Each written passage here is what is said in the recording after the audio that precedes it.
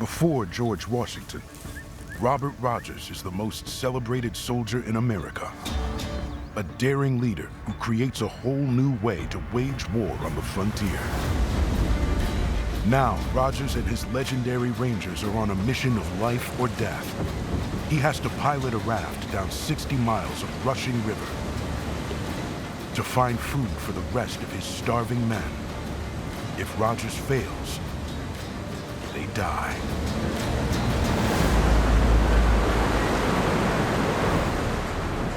But the wild Connecticut River thunders the raft into powerful rapids. We have to get to shore! Once it's around it! Smith, watch that rock! And the rescue mission is on a one-way path to certain doom.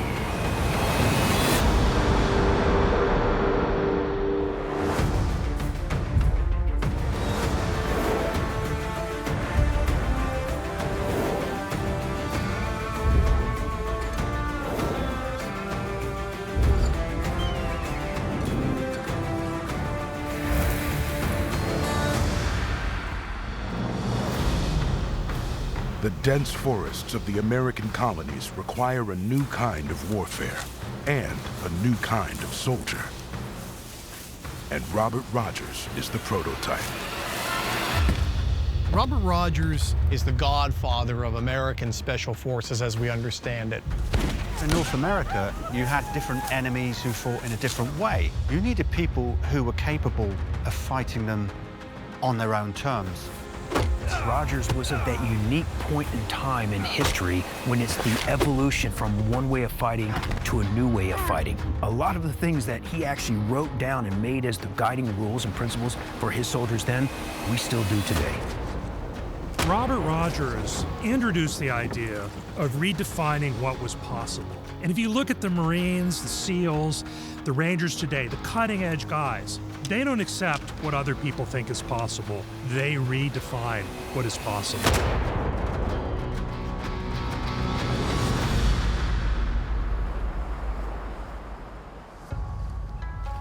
The son of Scottish settlers, Rogers learns his wilderness skills growing up in the woods of western New Hampshire.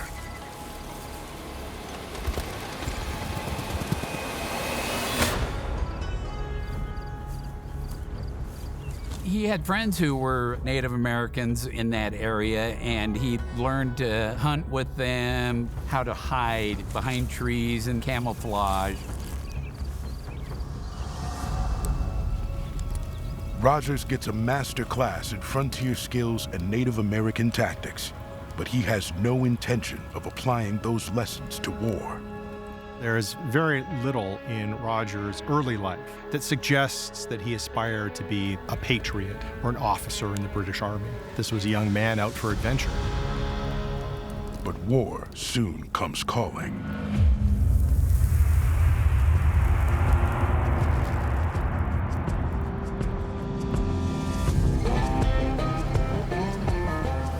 Robert Rogers, 23, he has developed extraordinary wood skills, Indian skills of hunting, and then the French and Indian War really blows up and the British are really in need of men.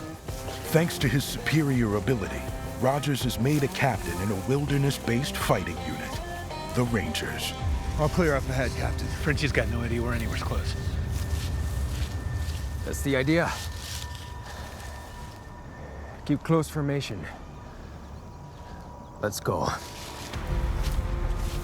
And this is the birth of ranging, meaning moving out ahead or in front of the tip of the spear. And so Rangers were the eyes and ears. They were in many ways sort of a long-range reconnaissance force.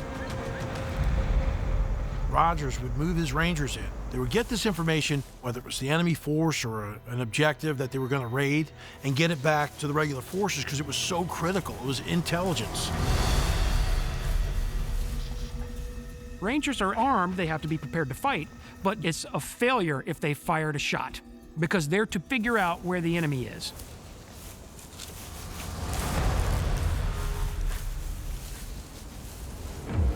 In the fall of 1755, Rogers' Rangers are tasked with reporting on troop positions at a French fort in northern New York.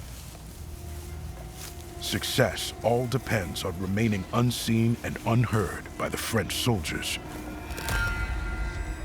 They are right within seeing the walls of this great French fort where militia could pour out in any second and they would be done.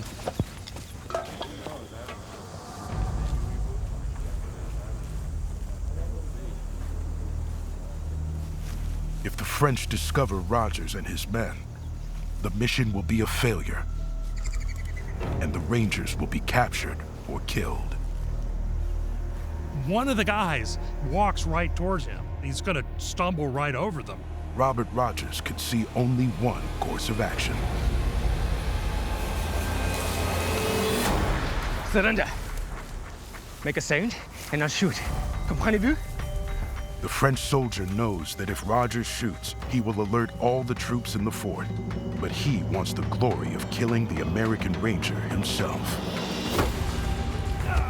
It will be his final mistake.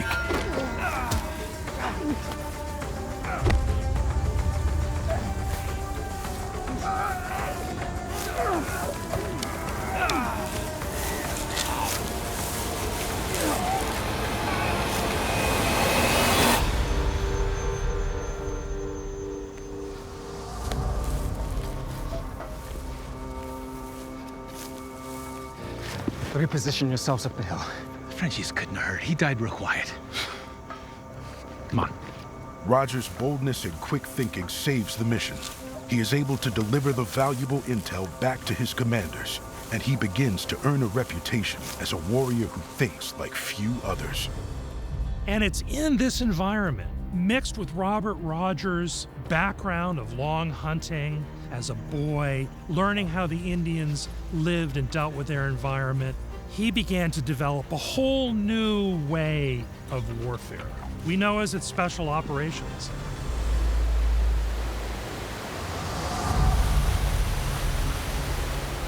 Rogers' superiors in the army quickly put his Rangers to the test again. Right then. The French fortification is 1 mile due north. I need 2 scouts.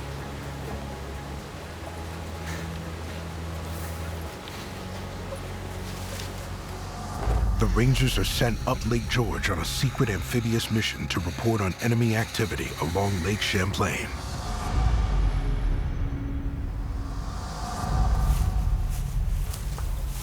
The French have allied with the Abenaki people, who have been pushed out of their ancestral homes by the British. The Abenaki are a people who have long-standing grievances against the English settlers, so their natural affiliation is towards the French. But things seem to go wrong almost immediately.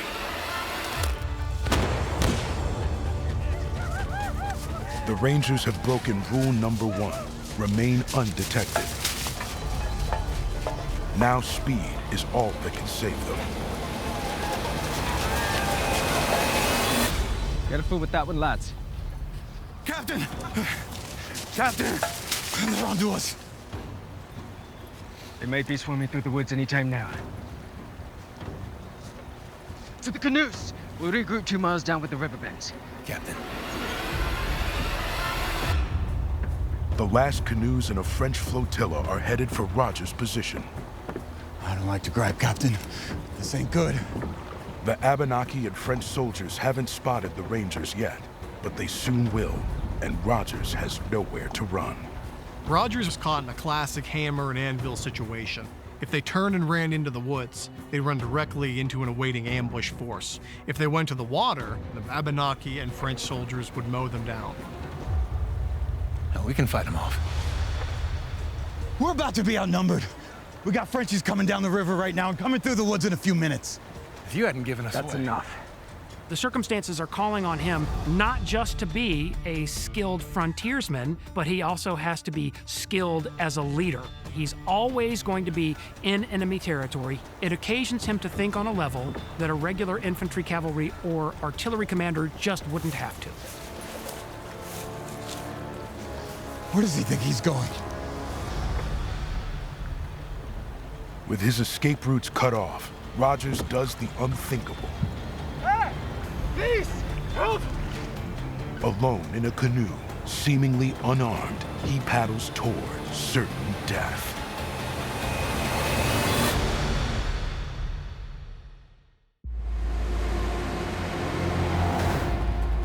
French and Abenaki forces are closing in on Captain Robert Rogers and his team of Rangers. With nowhere to run, Rogers exposes himself to enemy fire in an action that looks like madness. Rogers' behavior was bizarre. The French and Abenaki did not know what to make of that. Whoa, whoa, whoa! What is he doing coming towards them? What is this crazy guy doing? Please, don't shoot!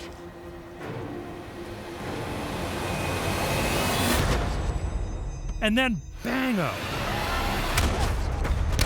The French fell into an ambush and they were mowed down by Rogers' men waiting behind the trees. They hadn't been paying attention to what was going on the shore. Vintage Rogers and this whole idea of special operations. It showed incredible forward thinking and creativity to get out of a situation that seemed so perilous at the time. He could have been killed, but he wasn't trying to save himself. He was trying to save his men, and it's why we speak so highly of him still, 250 years later.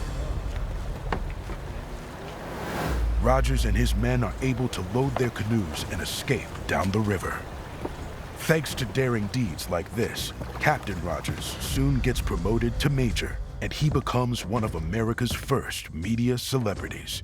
So when the peaceful citizens of Philadelphia or Boston or even London or Edinburgh pick up their newspaper and read these kind of gripping accounts of brutal frontier warfare, they think, well, this Rogers fellow seems to be going out there and giving the French and Indians a good licking.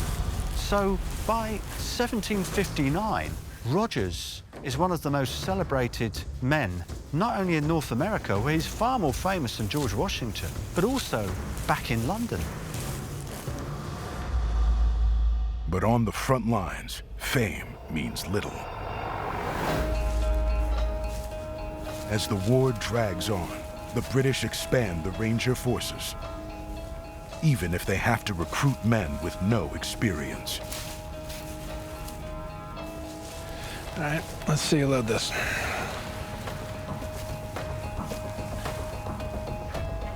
Oh, here.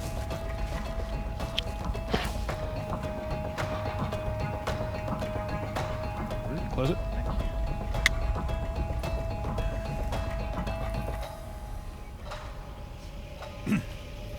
And now the ramrod. So the early Ranger outfits, Rogers built with a lot of his friends that knew woodscraft. But as the war continued on, his ranks were filled with men who never stepped into the woods.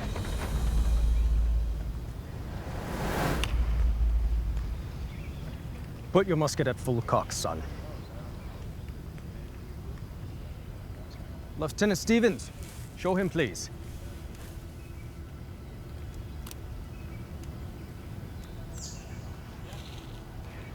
Now aim for the middle target.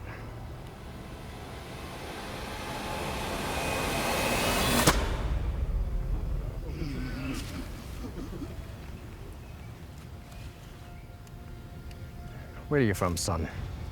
Boston, sir. I load cargo at the docks. And why do you want to be a ranger? Well, to be honest, sir, I didn't. The soldiers came and conscripted you. They conscripted a friend of mine, and he didn't want to do it, so he paid me 3 shillings to take his place. I see. But my girl, she's real proud that I became a ranger. No doubt she read all about us in the Gazette and the Evening Post. All right, at ease. Well, I'm glad you're here. Now, we have a big mission coming up, and I need men I can count on. Ranger Smith, can I borrow your musket?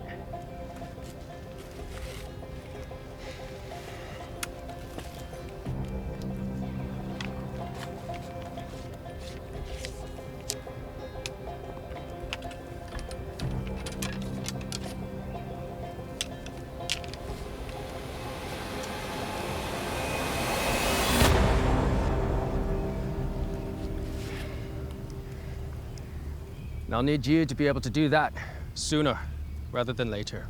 I'll do my best, sir. Lieutenant Stevens, what do you say to that? It's the Rangers' way, sir. Hey, so it is. Keep practicing. Rogers has to do all he can to bring his new Rangers up to snuff, because their next mission is their biggest yet.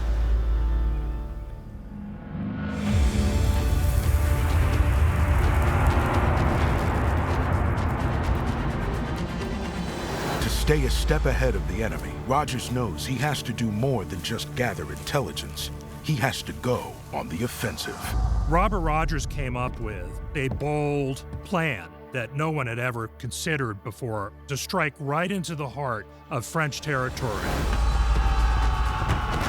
On October 4th, 1759, a large contingent of Rogers' Rangers execute a ruthless surprise attack on the French and Abenaki village of St. Francis. But now comes the hard part. Already exhausted from the long march to St. Francis, the Rangers now face a nearly 200-mile trek to a rendezvous point, where Rogers' trusted officer Samuel Stevens will meet them with food and supplies. The Rangers are already starving. They expected to commandeer provisions from St. Francis, but all they found was dried corn. If you eat it immediately, it goes right through your system. So you end up packing some in your canteen, some in your cheek, trying to break it down. To make matters worse, Captain Amos Ogden is wounded in the attack, slowing their retreat. And Rogers has taken a hostage, 14-year-old Antoine Gill, called Sabatus, the son of an Abenaki woman and a Frenchman. Rogers took him hostage because if they were attacked or surrounded, he'd be a valuable negotiating piece. More solid ground for those trees. That'll help hide our tracks. That way. But the sullen teenager has no desire to help Rogers escape vengeance. That means you too? Cochon. I understand French, and you'll get through there tout de suite. My people will find you and kill you all. Don't waste your spit. Save it to moisten your corn.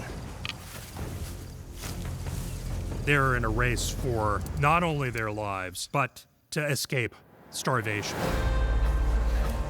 With no game to ease their hunger, the Rangers have to resort to desperate measures. There was something crazy going on with the wildlife. There was an incredible dearth of deer, squirrels, of bear, partridges, anything. Major, some of the men think the group's so big we're scaring away the game. They want to split into smaller units for better hunting. That's an ill notion. I know. They want to vote. Rogers felt more comfortable keeping his men together. If you split up, you're far more vulnerable. But I think hunger pangs were paramount and had outweighed the fear of pursuit.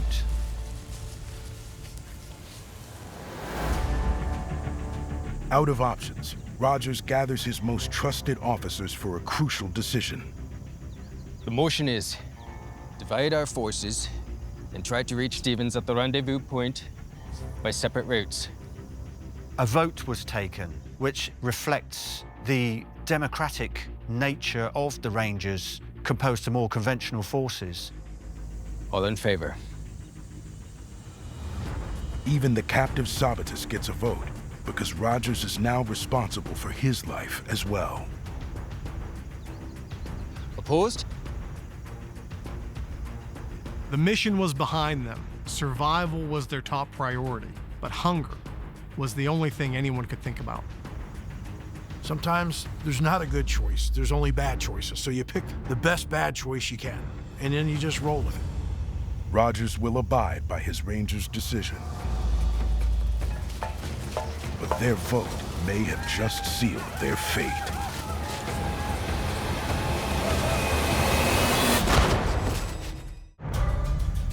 To survive a brutal march on no food, Major Robert Rogers splits his Rangers into smaller groups. But over the next few days, Rogers loses many of his men to the enemy. And even more to starvation. Dividing your force can, on the one hand, be salvation, and on the other hand, it can be your doom. Rogers' own group has managed to survive, even though he's taken all the weakest and the wounded with him. So it went without saying that Rogers would take the wounded when they split up in their different groups. He took it upon himself to help them along and to make sure that they made it home. Maybe it's best I stay here, Major. Hold tight and we'll both make it. Ranger Amos Ogden is still recovering from a battle wound. And with Abenaki warriors prowling the woods, Rogers needs to cross the river as quickly as possible. One of the really significant Rogers standing orders was leave no man behind. What that does is instill confidence in all of his men that if they get hurt, if they fall on the battlefield, they won't be left to survive on their own.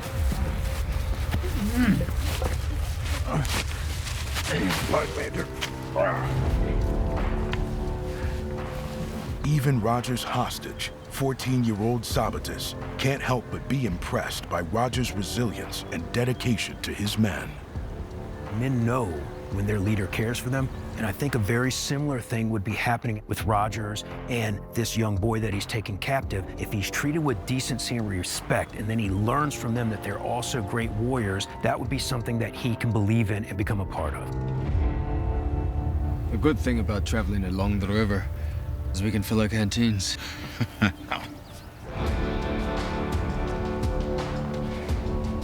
right then, let's go.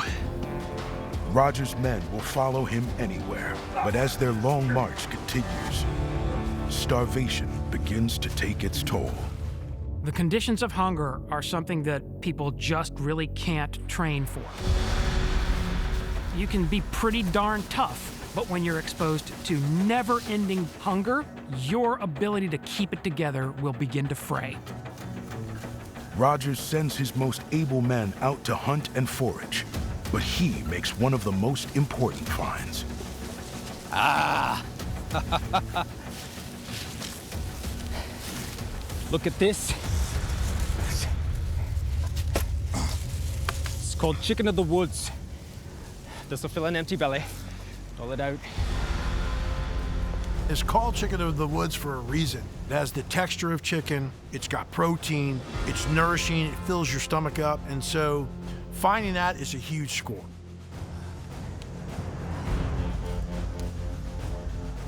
What did you find? Please. Those are beech tree leaves, and they've gone brown. That's no good for you now. Eat the mushroom. Chew it slowly.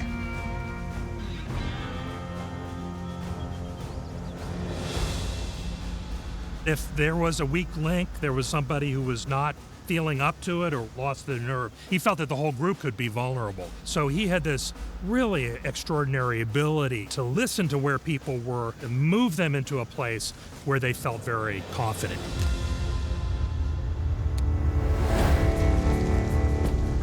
When Rogers judges they've put enough distance between themselves and their pursuers, he allows his exhausted men to rest for the night. Sentry duty. 2-hour shifts. I can stand sentry. Feeling much better. With some mushrooms in my belly. And this is a good vantage point. I don't know why there's no game. You have been cursed. We've done well so far. I figure more than halfway to the rendezvous point. You know what that means? Salt beef, salt pork, biscuits with white flour. In a week, maybe less. My people will not have to find you Rangers to kill you. You will all just starve to death. I judge that foolish talk to you being a hungry young man. Well, there'll be meat and biscuits for you too. Get some rest. We're on our feet come sun up. At this point, the only thing keeping the Rangers going is Rogers' leadership and the promise of food at the rendezvous point. The Rangers have to be thinking, even though there is help waiting for them, will they even survive in time to get there?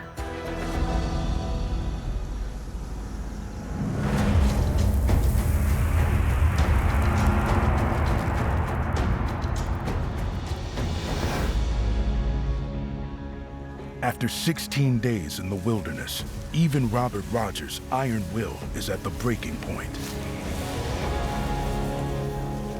Major, everyone prepare and fire a volley. Let them know we're on our way. You mean we've... We've done it. At that hill, I saw the river curving down. I reckon we're 5 miles west. The rendezvous point. Hey, Lieutenant Stevens is there waiting for us with meat and bread and... Salvation. Hey. Come on, boys, you heard the Major. Fire a volley. Let him know we're coming.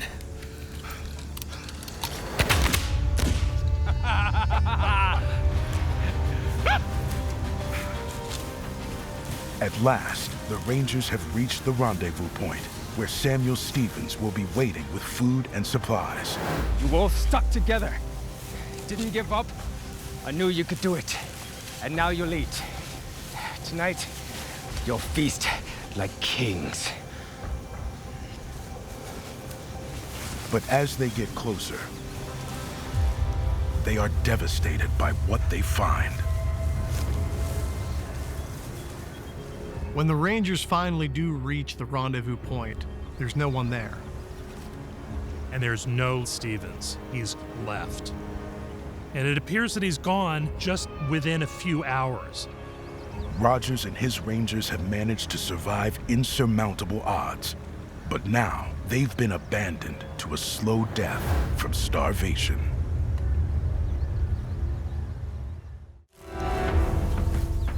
For 16 harrowing days, Robert Rogers has kept his starving team alive with the promise of food at the rendezvous point. But the brutal reality is a deserted campsite. Rogers had personally requested that Samuel Stevens be there with the supplies. He knew him and he trusted him, but he was gone.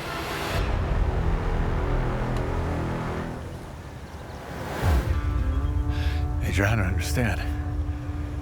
Where's Stevens?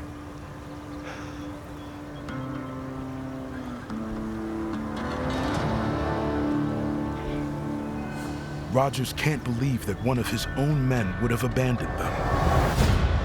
But just 2 hours earlier, Samuel Stevens had been waiting at the rendezvous point. He waited for a certain amount of time, but he didn't wait long enough. Stevens heard the shots that Rogers fired to signal him that they were close, but mistook them for the enemy. Stevens fled 60 miles down the river, back to the British Fort Number 4.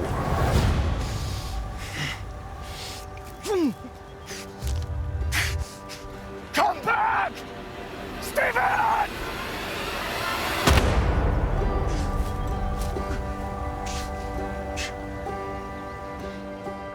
Stevens was a Ranger. He should have known you never leave.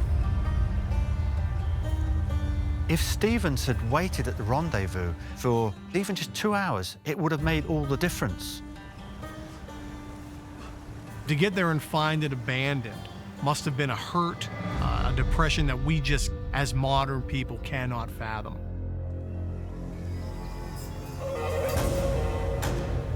The Rangers are too weak to pursue Stevens. They are reduced to eating the leather from their belts, and for 6 long days, Robert Rogers has no plan. After all of the hardships he'd been through, even a man with the kind of moral courage and the physical hardihood of Rogers may have had some kind of a mental collapse. He knew that they were going to die. Rogers could always pull a rabbit out of a hat, but this one even challenged him. Oh, Major, thanks for the few days rest. Just what I needed. Still no game, but found breakfast. We're all alive thanks to you.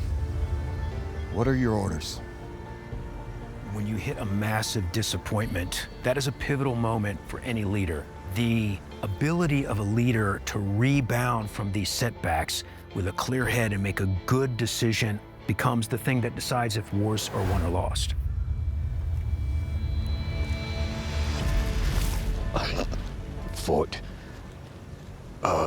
Fort number 4. Sir. There's food and medicine. It's just 60 miles. Easy hike on a full stomach. In our condition, we'd never make it. On foot.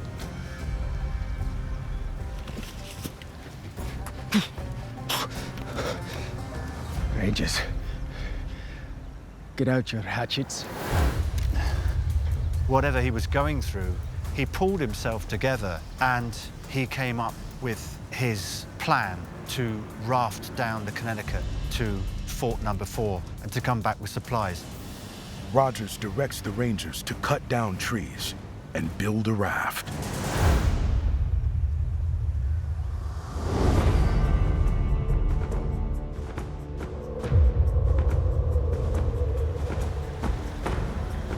It looks like a miracle, but the raft can't carry everybody. I'm afraid I can only take the 3 strongest this time. Ogden, you and Smith will steer. And me. You? You don't think I can do it? Help secure the guns and supplies, s'il vous plaît. It's possible that in undergoing these shared hardships, the fortitude shown by Rogers impressed Sabattis sufficiently that it overrode any lingering animosity he might have had towards Rogers. It should take us 4 days to reach the fort. 5 at the most. I will return with food in 10 days. You have my word. Good luck, Major. Robert Rogers promised, and his word was his vow, that he would be back in 10 days.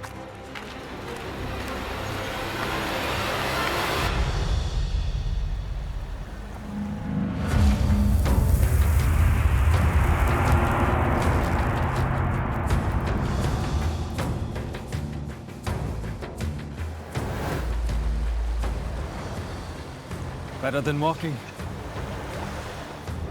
It's a 60-mile journey down the Connecticut River from the rendezvous point to Fort number 4, and not all of those miles are on calm water.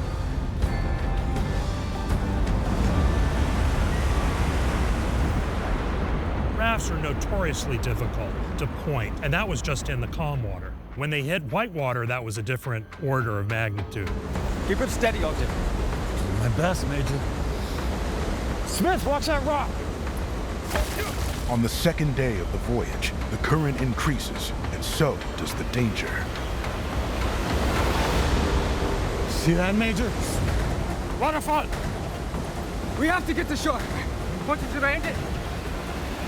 Careening toward a waterfall, Rogers' desperate rescue mission The river ain't in your opinion, Major! is headed for catastrophe.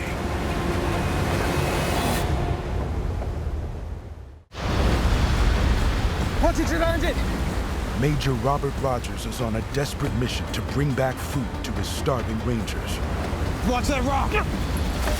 But on the treacherous Connecticut River, he meets a foe he can't fight. Everybody swim to shore! Now!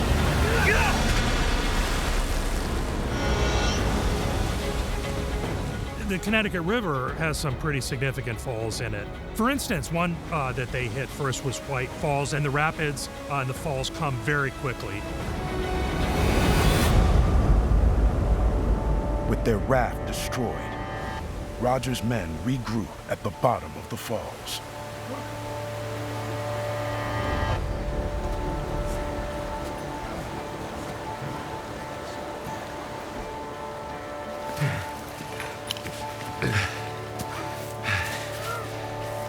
Major, we maybe made it halfway. Can't walk another 30 miles to the fort. Not in time to send food back to the men at the rendezvous. Right. They lose their hatchets. The boat is broken up into tiny pieces, and it looks like it's game over. They are in another impossible situation. But Robert Rogers is at his best when things seem impossible. Hey, we need to make another raft.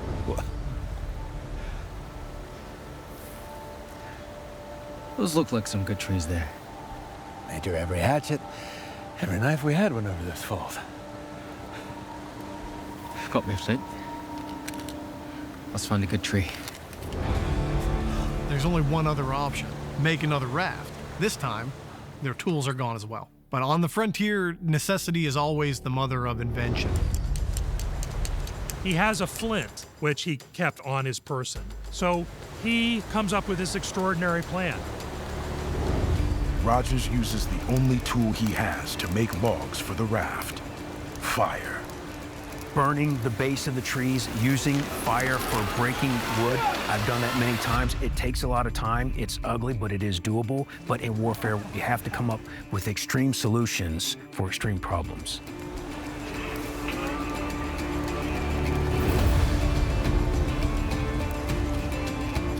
Thanks to Rogers' ingenuity, the Rangers are able to continue their journey. But they've lost precious time. Men who were at the rendezvous point were desperate, starving. He promised them that he would be back in 10 days. 3 days have already passed, and a few more miles downriver, Rogers discovers more trouble, an even larger waterfall. When they hear another big one, they look at it and there's really no way that they can take the raft down without probably losing their lives. Rogers climbs down to the rushing waters at the bottom of the falls. 50 feet above, the other Rangers carefully lower the raft. If they lose their grip, they will lose the last hope for themselves and their dying friends. They are so weak at this point. This is do or die.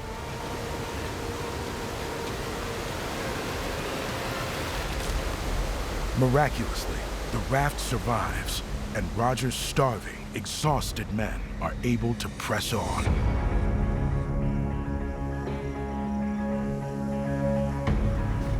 On the 6th day, 4 haggard, weary men stagger out of the wilderness toward Fort Number 4. Major Robert Rogers and Company! Our raft has been moored by your canoes. We must see your commanding officer on a matter of great urgency. Against all odds, Rogers has made it to his destination, but it may be too late to save his Rangers, or himself. After a punishing 6-day journey, Robert Rogers has reached Fort Number 4 to retrieve food for his starving men.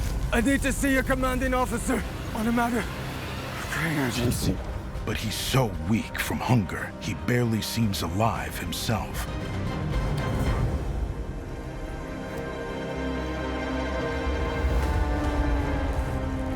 The soldiers at the fort quickly get to work loading supplies for the Rangers 60 miles upriver.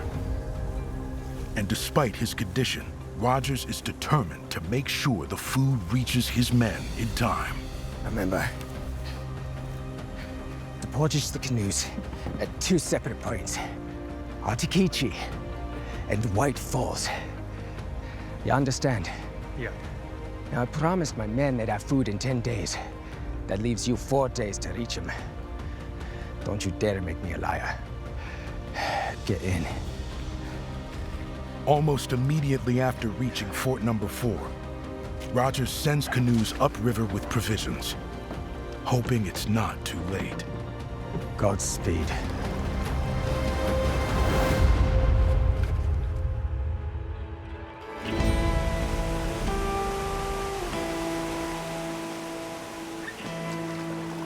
The Rangers at the rendezvous point have been waiting for 10 long days with no food, and their hope has all but run out.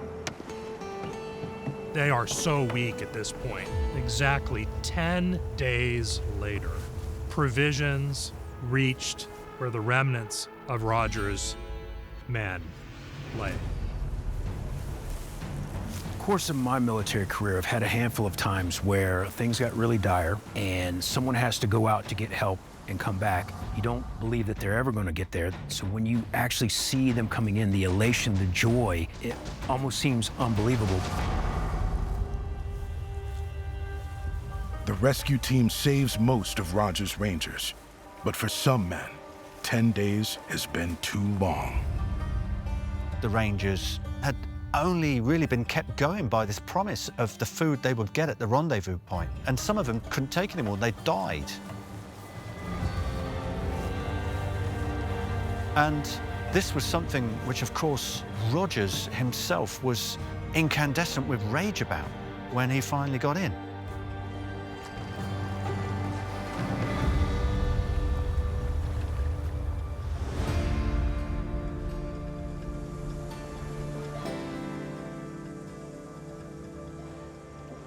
Rogers pushes for a court-martial of Samuel Stevens, the officer who abandoned the Rangers to starve. 5 months later, Stevens' trial is held in New York. Is the trial over? It's over. Will he hang? Afraid not. He'll never wear a uniform again. That he won't. Stevens was indeed court-martialed and drummed out of the Corps. Rogers felt that Stevens had escaped very lightly for what was basically a gross dereliction of duty. When he dies, the priests have told me where his soul will go.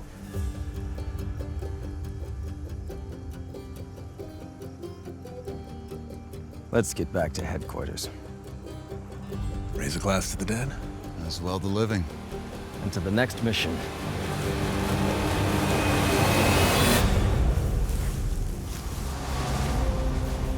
As a Ranger, the equipment has changed and it's more modernized, but the way we do business hasn't changed much. And to understand that tradition is carried on from way back in the 1700s till now on the modern battlefields of Iraq and Afghanistan, that says a lot about what Rogers put together.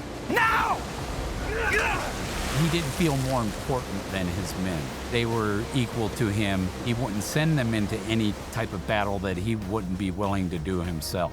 He'd risk his own life rather than risk one of his men. Rogers Rangers are an absolute heroic legacy that all the American Special Ops look up to and have a respect for. His legacy lives on today when you see all those young Rangers using the exact principles that he taught them to this day so that they can survive many conflicts that they're about to face.